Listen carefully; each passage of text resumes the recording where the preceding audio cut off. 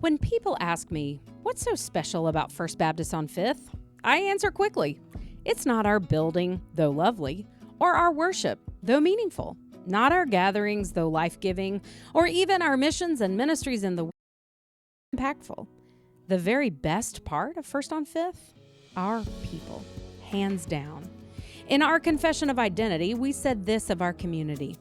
Here, you'll see retirees and families with rambunctious little ones, teenagers discovering their identities, middle-agers juggling all the demands of this season, young people navigating adulthood for the first time, and seniors rich in wisdom and encouragement.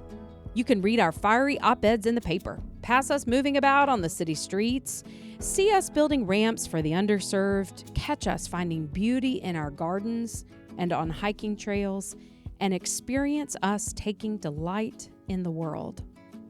At the core of our community, we are folks who love each other well. And at the core of our life together, we share in meaningful conversation about what it means to live and love in this world. That's what you'll hear and who you'll hear from in our new podcast series called Life Together. Each episode will be hosted by one of our ministers and will feature a conversation with one or two or even several of our beloved church members. They'll answer a handful of questions about their story, about objects or artifacts that represent their journey, about questions or doubts they wrestle with, and why they are a member, and finally, what gives them hope. As you listen to their wisdom and laughter, their audacious hope and abundant love, I trust you'll be as inspired and moved as I am on the regular. T.S. Eliot once asked, "What life have you if you have not life together?" Join us this season for Life Together.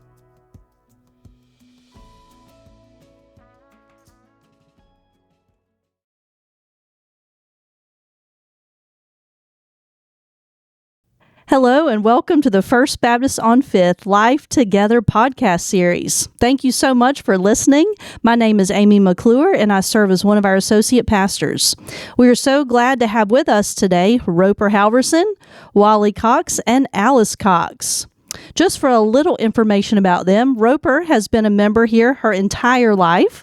She's a 4-time Hall of Famer from Wake Forest University and has served in many roles here at First on Fifth, including, but not limited to, being a deacon, serving as the chair of our personnel committee, and hosting fantastic pool parties at her house for our children and youth ministries.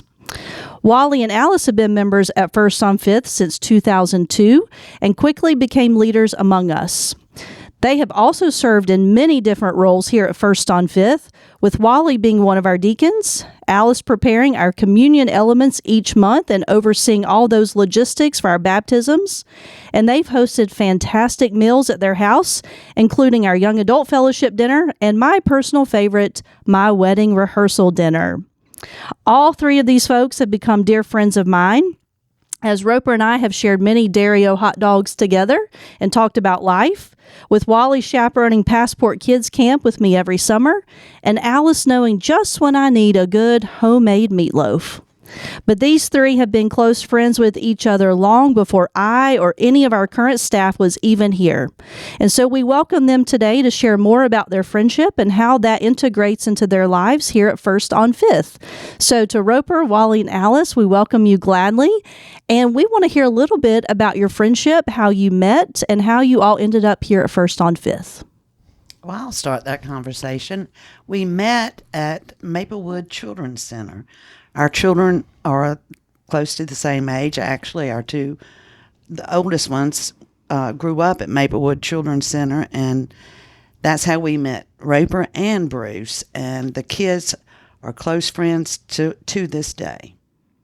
So for clarification for our listeners, Bruce was Roper's husband. So let me spin off that a little bit. Roper, I'd mentioned earlier, you've been here your entire life. And so our viewers may not know that you might be more than 20 years old. So would you like to share a little bit about sort of that journey of how your life here started and what that's looked like?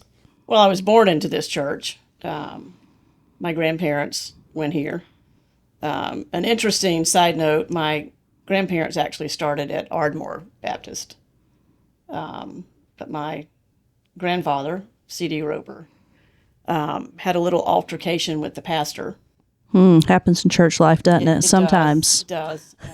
So they left Ardmore Baptist and came to First Baptist. And growing up, it's a church. In the days that I grew up, you didn't have all the athletic activities that took you away from church. You went to school and you went to church. So we had a gym here. So we spent a lot of time here at the church. We were always at the church. And as I've grown older, Bruce would come to me with Sunday school and church when we were at Wake Forest. And he loved this church. And as an adult, it's a church where I have chosen to stay. I was born into the church, but it's a church that I have chosen to stay. And I am so glad that I have, especially with all that we've got going on in the church today in 2024. Yeah. That's, I want to speak briefly to the fact that you use the word chosen, because people could go to church anywhere. We've got churches on every corner in Winston-Salem, and people choose to be here. And like you said, you were born here, and because of your witness and perhaps to use Emily's term, withness, you've been with people through various stages of their life, including what Alice has just mentioned, that you met them at a season of life where you had kids, your kids were all the same age, and sort of grew up together, but your kids could have grown up together without you, Wally, and Alice ever coming here. So what is it about your friendship with Roper that said, hey, we should check out First on Fifth? Well, let's make that straight. Roper said, y'all need to come to church with us. And we were in a situation at that point in time, kids going to high school and stuff like that, wanted them to be in with the kids that they would go to church with also. And the funniest story I think I can tell about Doug and Jason is here they are in high school, walking down the hallway. Jason did not know Doug was at that school. We did not tell him. But he sees him. Here's a freshman in high school. He yells out, "There is my Doug." Doug said he liked to fell down in the floor and he was so embarrassed. But that's how they joined back together. Oh. And, of course, Roper and Bruce invited us to church, and that's exactly what we did. And you never left? Never left. We had been very, very involved in another church, and the way our schedules had gone with the boys, we were worshiping at different times on a Sunday, and that just isn't the way we wanted to do church. And we spent a year, very intentionally visiting churches and all that, and we didn't really want to come to First Baptist because, we had heard it's the rich people church, blah, blah, blah, blah. And when the first Sunday that we visited here, we felt so loved and so welcome. And I'll never forget that week after our first Sunday visit, we got a phone call from someone wanting to see how we were doing, if we had any questions about the church and all that. And, of course, we did know Roper and Bruce. And I don't know, after seeing all the other churches that we had visited, this felt like home. And we have never looked back and never questioned it.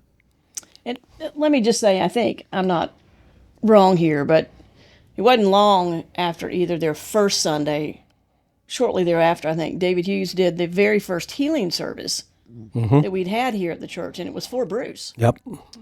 And we Alice attended that. Were here, and it was, for all of us, that was just another way, not that we hadn't already connected like this through the kids, and then as our relationships grew, but that, from a spiritual perspective, that was another very just anchor. The anchor was just going deeper for here, right? For what we were doing. Absolutely. At First on Fifth. And in the past, I had brought youth from other churches, from our other churches, here to play in the gym and stuff.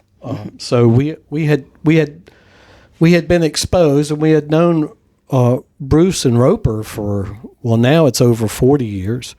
The kids bonded in cribs. Their cribs were side by side, and there's something that connected in them that they can go a year without seeing each other and just pick right up. It's beautiful, that kind of friendship. Yeah. So for our listeners, we've mentioned Bruce a lot. Roper, would you like to just summarize for our listeners sort of his journey and kind of what we're talking about as far as a healing service and how that bonded people? So Bruce and I met at Wake Forest, although we disagree on the date when we met. But I guess since I'm here and Bruce isn't, I can. Yeah. You won. I won, right? You win. Right. But yeah, so we dated for 6 years at Wake Forest, and we're married in 1978. And in 79, I came home from work, and Bruce said, I've had these vision issues this week. And I was a young critical care nurse, and of course I just went ballistic. What do you mean you've had vision issues for a week and you don't say anything to me about it, and just running my mouth. So, his schedule was too busy, but he finally got to an ophthalmologist, and they said, there's nothing wrong with your eyes. You need to go see your neurologist. Long story short, we did 6 lumbar punctions in the emergency room, 3 weeks apart. And you didn't do those in the office. Back in those days, you'd had to go to the emergency room, trying to figure out what was wrong with Bruce. Put him on high-dose steroids, and his symptoms got better. Mm-hmm. Yeah. So this is 1979. We've been married a year. So we go 10 years with really no bumps in the road. They just thought it was viral, couldn't figure things out. 10 years later, he comes home from work. He's white as a sheet. He can't pick his arms up. Mm-hmm. I'm sitting on the porch watching the kids having a cup of coffee. And I said, I think you probably need to go see a physician. Mm-hmm. So he was diagnosed with multiple sclerosis in 1989. So we'd been married 11 years. Wow. And initially we thought it would be just a bump in the road. It would never become a disability is what we first heard. And I had taken care of some MS patients in the ICU. So my side of that wasn't an extremely positive side. And there was no cure. There's no treatment. You just treat the symptoms. And Bruce did well until I had my car wreck in 93. And it was a significant event in our lives. It was a life-changing event for all of us. And he started going downhill after that. The stress of that event, which took 2 years to settle the event, he just was on a downhill slide, as the neurologist said, with no brakes. He became bedbound in 2005, and he died in 2003. He was bedbound for 7 years and died in 2010. But he and Wally, if you want some funny stories, if you came to the funeral, you heard them, but Wally and Bruce Halverson had a relationship like Doug and Jason.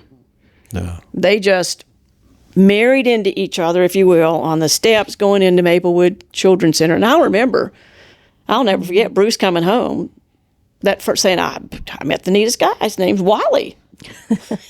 Pretty neat, Wally. Well, Bruce was the bad judge of character, wasn't he?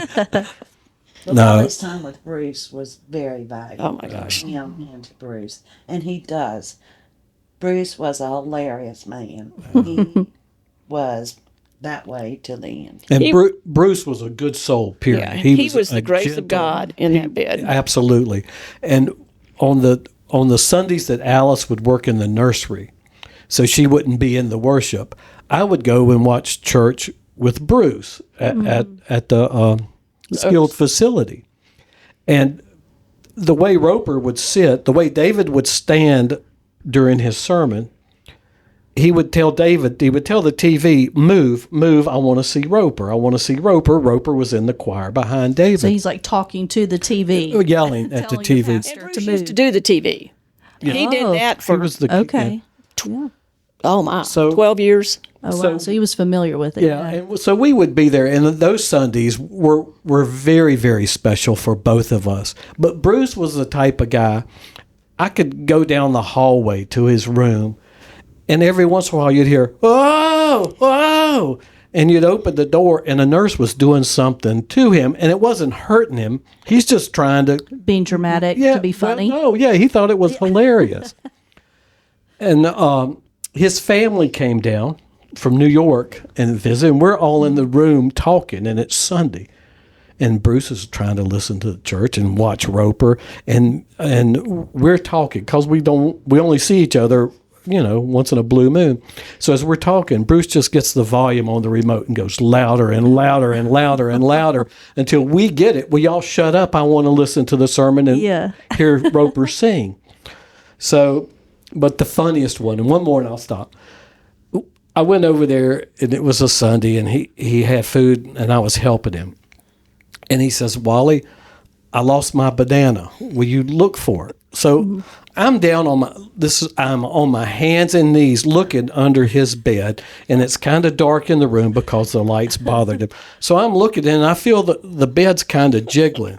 And it's jiggling because he's laughing He's laughing for his banana.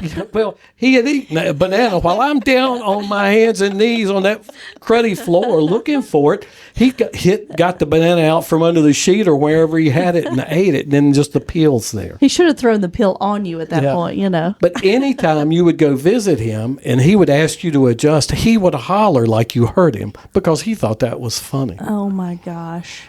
And when I was telling that story at his funeral, you could see people sitting there in the sanctuary nodding their head like, yeah, that happened to me. Yeah. Yeah, Bruce he is the true Halverson, and Doug is the same way. Never met an enemy. Could have conversation with the door there and be engaged. You could walk by and think, who is he talking to? Just as engaged as he could be. Yeah. Very present with people. Very present. And never complained. Never complained. And Bruce kept up with Lee and Doug and Jason and Josh from that room in the facility better than I did. Wow. I mean, Bruce kept up with those kids. He knew everything that was going on. So you guys have had a friendship for a long time, over 40 years at this point. I still consider Bruce my best friend. Yeah. And, well. So my question is, you guys could be friends separate from church life. So how has it been to have that friendship in the midst of also being part of the same faith community? What does that mean for you? How is it different being here as opposed to just being friends out in the real world? Let me answer that question. Okay. I started in Roper Sunday School class, and it was only women. Oh. I would get so excited after Sunday school and tell Wally, Yeah. man, she is awesome. Well, wait. Well, no. What class did you leave to come to Roper Sunday School class? Okay. Oh, that's an important detail. Very important Left detail. Wally's class to go to a Roper's class. But anyway, I would get so excited and tell Wally, what we learned that day.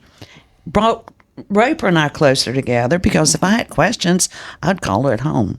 But anyway, so Wally got jealous is all it amounted to.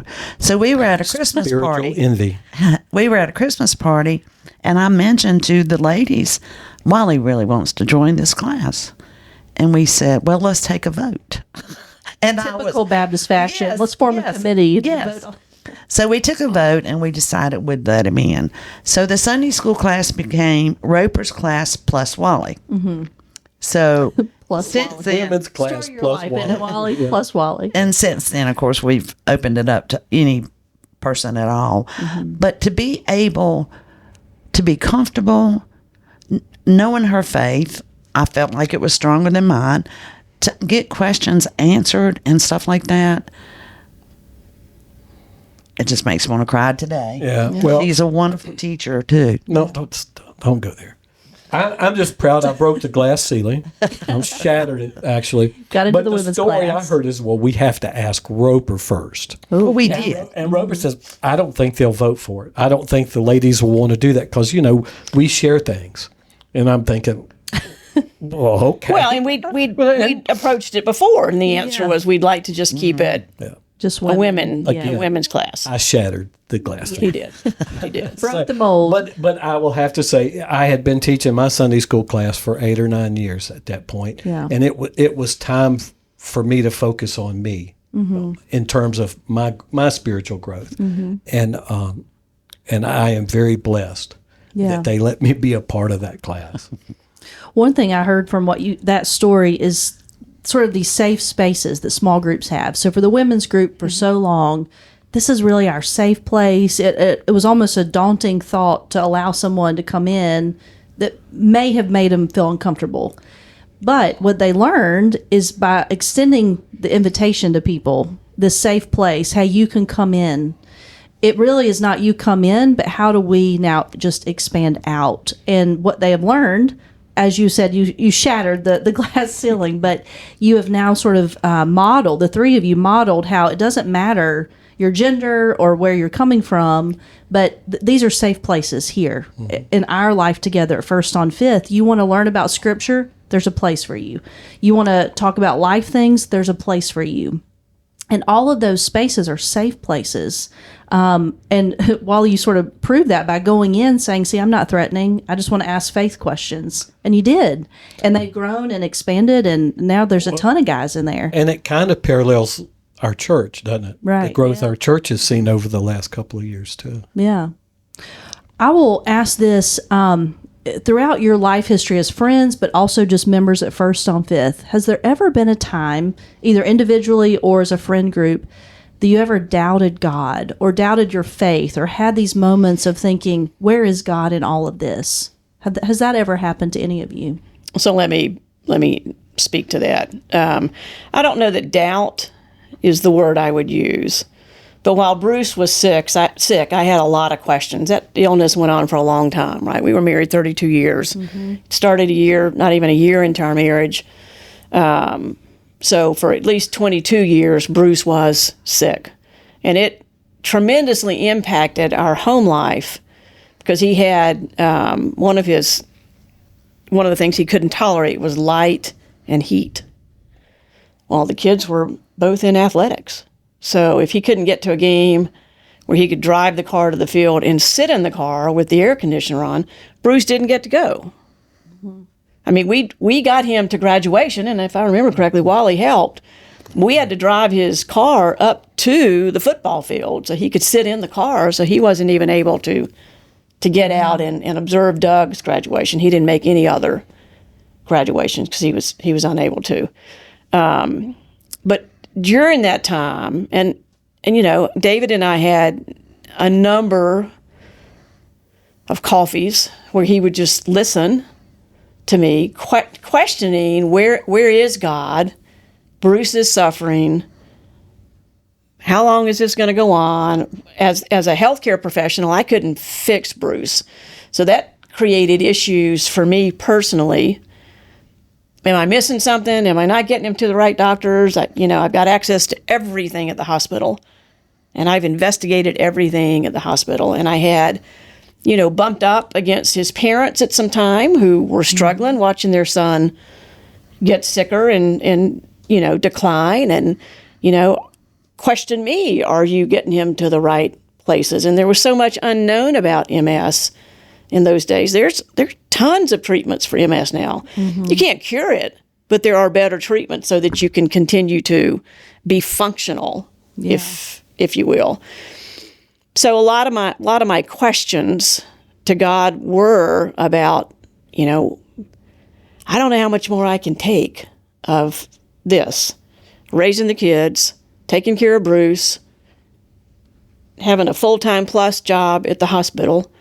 There were times that I was just dealing with his parents and my parents.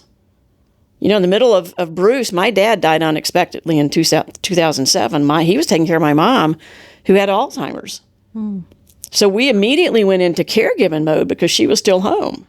Well, Bruce was at the Oaks.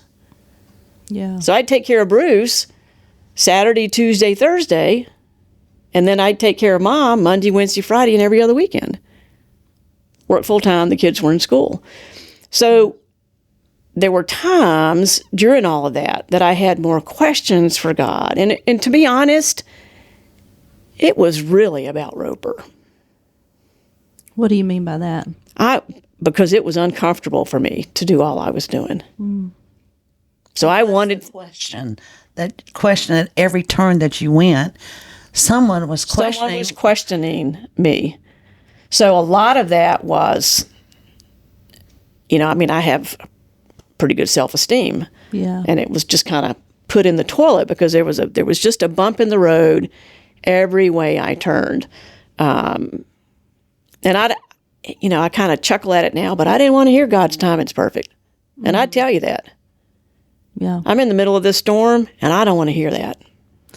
And the people, or some of the people you expected to be in your network of support, were the ones questioning, which compounded it. Mm-hmm. So people she loved and relied on are some of the same people that were questioning, is this the best thing for Bruce, or are we doing everything we can for Bruce, which just further erodes that all of your community is based, if you're a Christian, it's all faith-based, right? All your relationships, your view of the world, it's all that. So when part of that is challenged by something that's skewed on it, it just makes it hard. It hurts. Yeah. It hurts.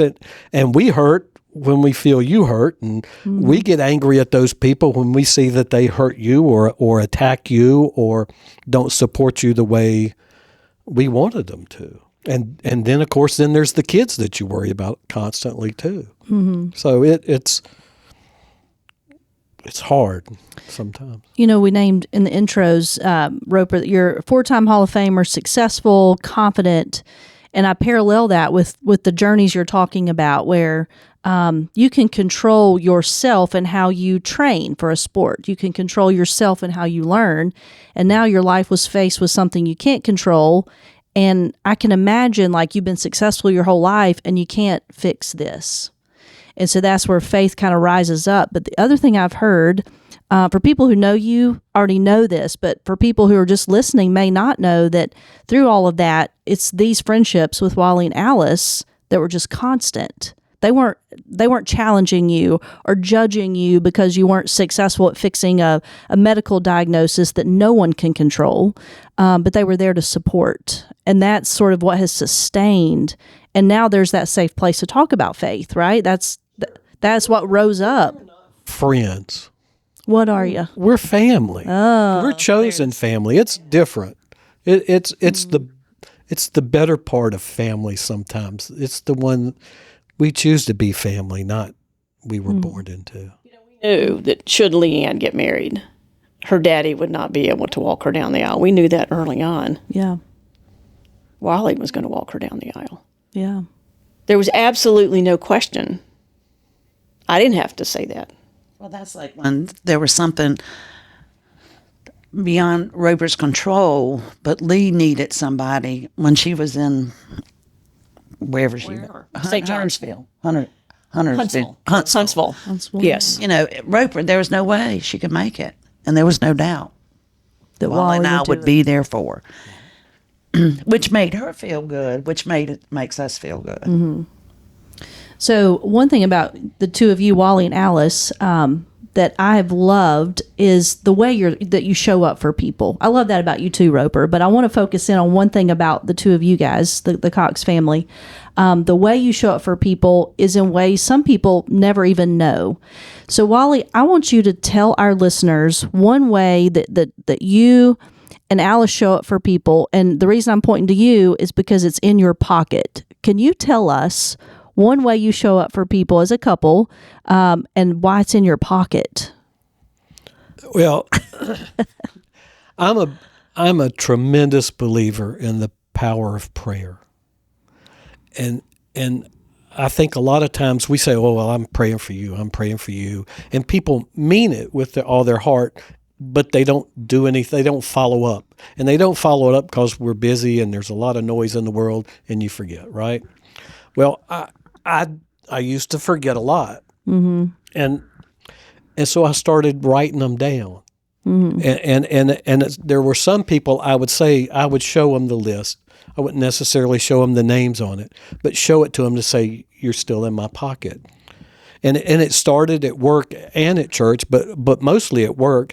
And I would have people come by and say, "I need you to put me in my pocket." Or in your pocket. I need you to put my mom in your pocket. And Which stuff. sounds weird, like if people didn't know what that was. But there was a lady who left a note on my desk at work one time. She went to my office and put a note down, and she wanted me just to. And it's still in here. It was her mother. So, so you know, I didn't realize what it meant to others until one of the things during COVID, we had a Zoom call, a big Zoom call about something, and Leslie had mentioned it because I had put Leslie and her family in my pocket for a thing that had happened, and it just didn't dawn on me that people were paying attention to that much. Do you know? Yeah. But we care, and when we say we're gonna take care of you or help you or pray for you, we don't take that lightly. We take that as a privilege, but a responsibility too. Yeah. For many years, I'm sure Roper and her family were on your prayer list for the two of you. One thing on a personal note that stood out, for our listeners, I will say my coming out process happened while I've been here at First on Fifth. This is what life togethers look like. For me, was a difficult coming to terms with my own theology and beliefs about what it means to love who you love. And in particular about the prayer list, for those of you listening, Wally had my name on there and said, I'm going to pray for the man that God is going to marry, or that Amy's going to marry. And for many years, that was your prayer, that I would find the right man. And there was something in your spirits that sort of shifted and said, I'm going to change that on my little prayer list. The power of this little pocket prayer list, that's good alliteration, the power of the pocket prayer list. You changed just the wording that Amy would find the person. A partner, maybe person. I clearly remember. Because part of my prayer routine was driving to work. That 20 or 30 minute drive was just a great time to talk to God. And since they had cell phones in, people didn't think I was crazy because I'd be talking out loud. Yeah. And I'd always prayed for you to find the man, And then one day, clearly, it was like God spoke to me in the truck. And I changed it to person. Mm-hmm. And that's before you knew about me, yeah. Correct. And that was the summer. That led into the summer where we were at camp and you shared with me, which was one of the greatest blessings of my life, is that you trusted me with that. Yeah. I think it's symbolic too of like just friendships that become chosen family, particularly in our faith community, that we see things about each other that we don't yet know about ourselves. So I could look at somebody and say, I'm seeing God at work in your life in this way, but that person may not even be aware. And being able to call out the good, the bad, and the ugly is the only way we grow and continue to sort of dive deeper with each other. And I think the three of you in particular have modeled that extremely well through a lot of health challenges in your lives, whether it's personal or someone in your family. I want to ask, based on your long tenure together, but also here at First on Fifth, if you were to describe for our listeners why First on Fifth, why should they care about us? Why should they come here? Why should they do life together with us? How would you describe that? Let's say maybe 60 seconds or less. How would you describe? And I'll start with Roper since she's on the end. They're all pointing to Roper. How would you describe First on Fifth? Why should somebody choose us? For me, I think it's the word hope. There is hope in this family, this community that we call First on Fifth. And it's not just hope for each of us in relationships.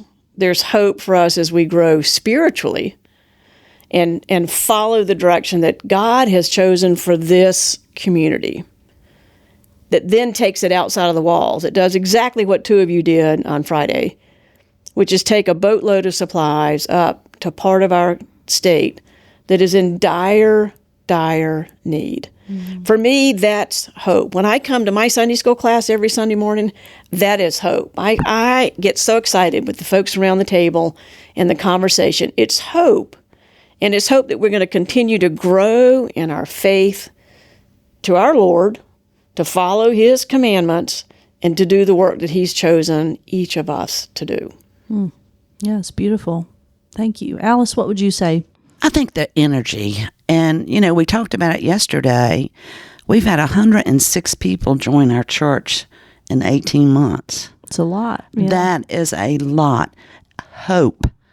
And I have grown so much and continue to grow. I leave Sunday school and feel like I've grown. And then I come and listen to our church service and I've learned something else. Mm-hmm. that is hope. That is the energy, and it's just going to continue. I know in my heart it will. Yeah, that's awesome. Wally, what you think? I think our capacity to love. Our table is endless. And the fact that we invite everyone in this world, everything in this world in terms of a person is invited to our table, our table of love. And I think it's reflected in our congregation on Sundays when we see the people. It was reflected yesterday when we had our meal, our fall festival. And that makes me so proud because, y'all have all heard me say this before because it just weighs on my heart. Everybody in the world should be allowed to feel free to be who they are, regardless. And that just tears at my heart to think that there's people who can't feel comfortable or the trust to be who they are. And the fact that this church embraces those people, that is Christ's love right there. Yeah. Amy, I need to say this. There are so many people here that don't look like us sometimes, don't act like us sometimes. But when you hear their stories, and I've said this so many times, when you hear the stories of the people who come to our table, they make us better. And that's what's so wonderful. That's powerful. Yeah. And that's why we love to host meals and Full circle. is because we grow so much from learning and more about our fellows in church, our family, our church family. Yeah. Say we can't leave the staff out of this conversation. Absolutely. Because you guys, the way you all have grown together, as short as you've been for an extended period of time, as far as have an appropriate number on staff, but being that role model in all areas of care and concern. So I don't have to just call Amy. I can call Amy. I can call David. I can call Kyle. I can call Lena.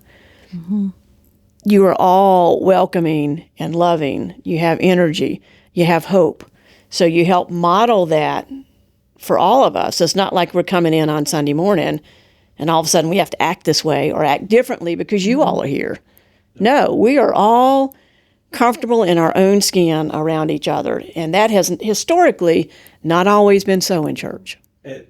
And we see Christ in each and every one of y'all. We see Christ every day in action in every one of y'all. And what a privilege. Yeah. What a privilege. Yeah. It is a privilege. Well, thank you. And to your point, where we hope that we give space for people to be free who they are. And one thing that I've noticed about the three of you in particular is it's very telling when children run up to adults that they feel safe with. And all three of you serve as prayer partners here for our ministry. And I watch as kids run up to Roper when she leaves the choir loft and just hug her neck. When I watch little kids sit in between you, Wally, and Alice on a Sunday morning reading their Bible, that's uncommon in our world today, that kids get excited about Scripture. They get excited about church. They get excited about people they aren't related to your point, chosen family. And what I see is you all not only investing in each other, but also to our children to model the kind of friendship that you've had for years and to model a life of faith, that this is important. It's not just friendship outside church. Your faith informs that friendship in beautiful ways that you can't just tell someone, you have to experience it. And you all do that so beautifully. So thank you very much. Thank you to each of you for being with us today. We want to say a special thank you to our listeners for being with us today as we have welcomed Roper and Alice and Wally to our conversations. Thank you for tuning in to the Life Together podcast. If any of you are interested in hearing more of our previous episodes, we invite you to find them on our website, firstonfifth.org, or any place that you can find your podcast. We'll see you next week. Thank you.